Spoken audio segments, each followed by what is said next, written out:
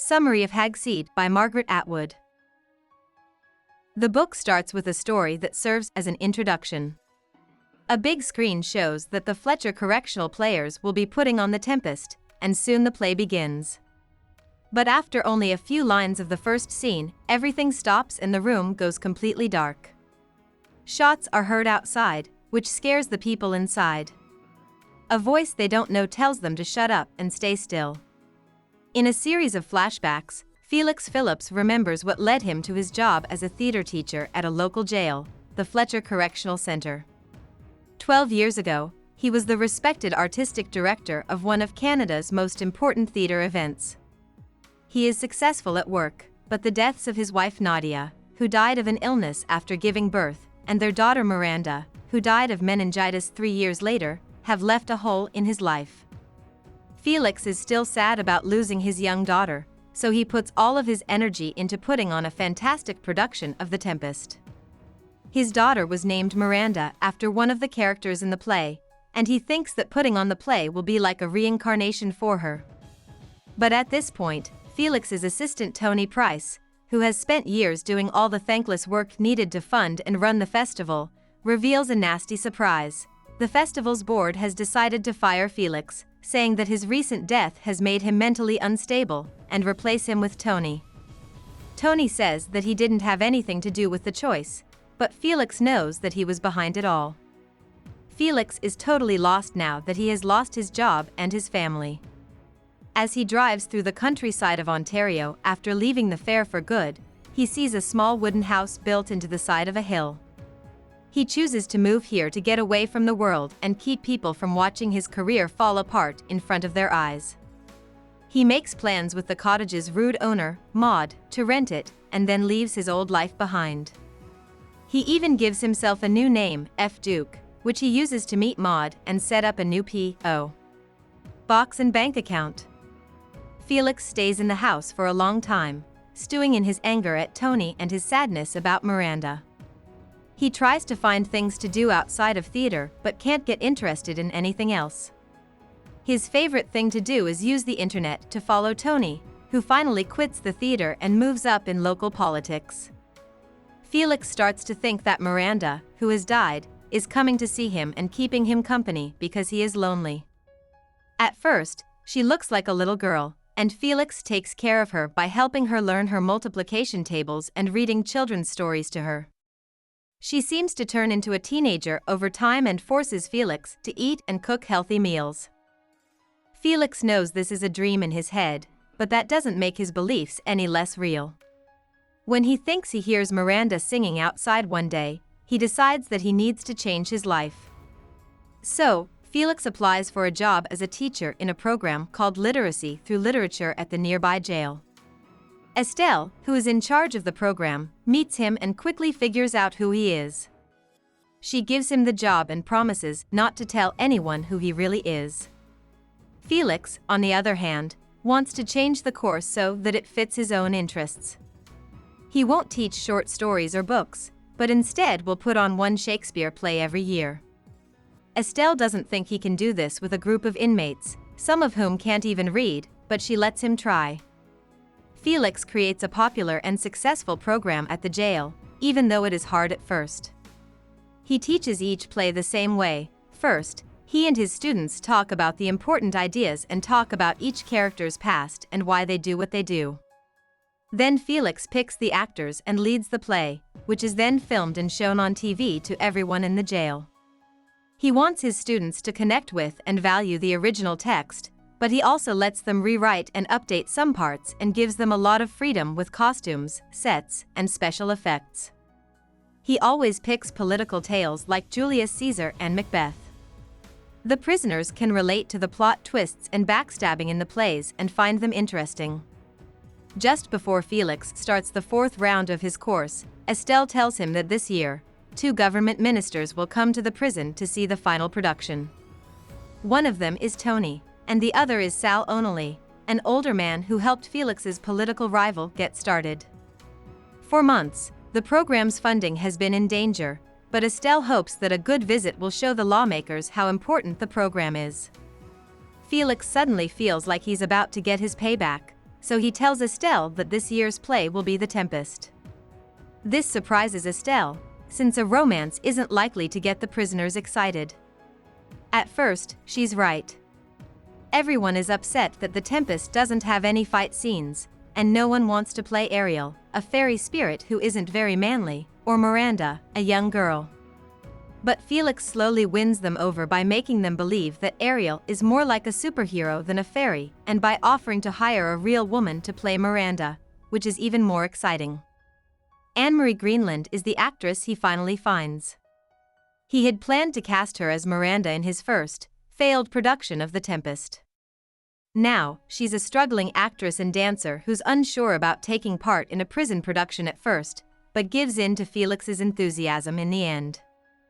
He's also surprised to learn that the bad guy in the play, Caliban, is very popular among the prisoners, who can relate to his being poor and being mistreated by Prospero.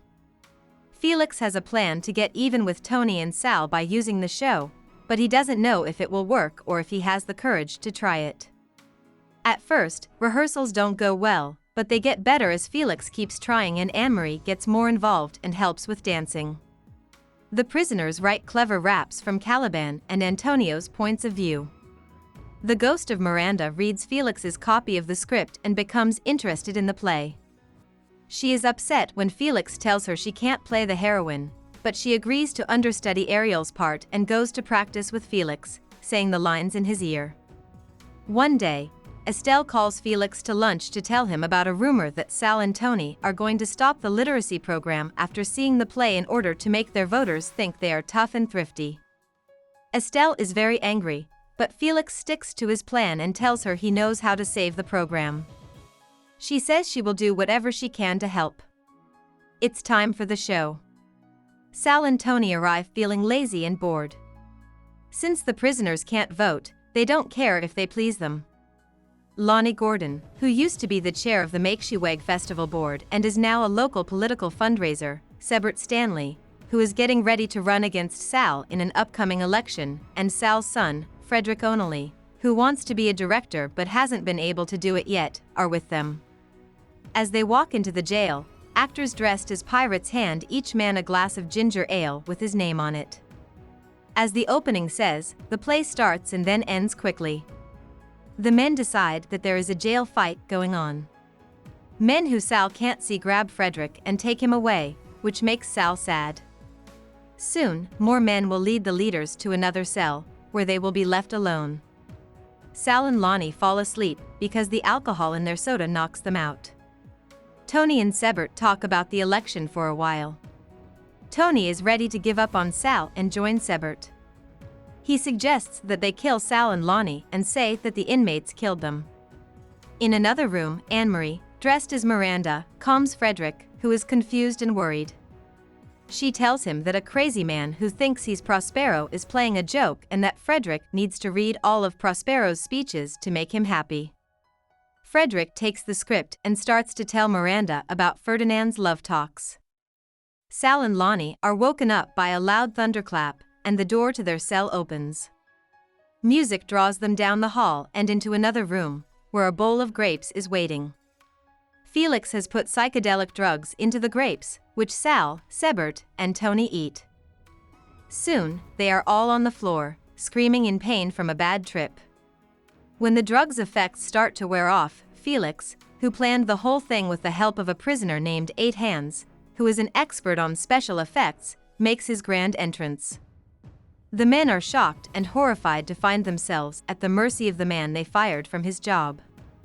Felix tells them that he filmed their drug-fueled craziness and Tony's sneaky talk, and he gives them a list of demands. Everyone has to apologize for their actions, they have to give Felix his own job back, and Tony and Sebert have to quit politics. They agree with some reluctance.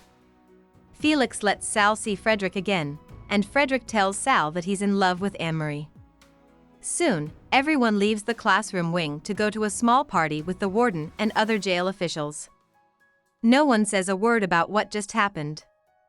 A few days after the Rogue show, Felix throws a cast party for the inmates. As a treat for their hard work, he gives them illegal cigarettes. At this point, groups of prisoners give reports on the afterlives of different characters, or what they think happens to them after the play ends. Everyone talks about whether Prospero, who has been given his dukedom back, will be able to keep it this time or whether Antonio will again stop him. Felix is free to make changes in his own life now that the play is over and he has finally gotten his payback. He now has his old job back, but instead of trying to get more directing credits, he trains Frederick and Anne-Marie, who are now dating, to take over the festival in the future. He, on the other hand, has decided to go on a Caribbean trip with Estelle. He doesn't even have to pay for his ticket as long as he talks to the other people on board about what he did in jail. He has also made plans to take 8 hands with them, who got out early. Felix has always been against dating Estelle because he feels like he's lost so much. But now, he's starting to change his mind. Felix looks at the picture of Miranda, who is 3 years old, that he has always kept on his nightstand as he packs up his few things. He sees that bringing her back to life after all these years doesn't keep her spirit alive. Instead, it keeps them both stuck in a cloud of sadness. He tells her it's time for her to be free, and he thinks she is. About the author. Margaret Atwood was born in Ottawa in 1939.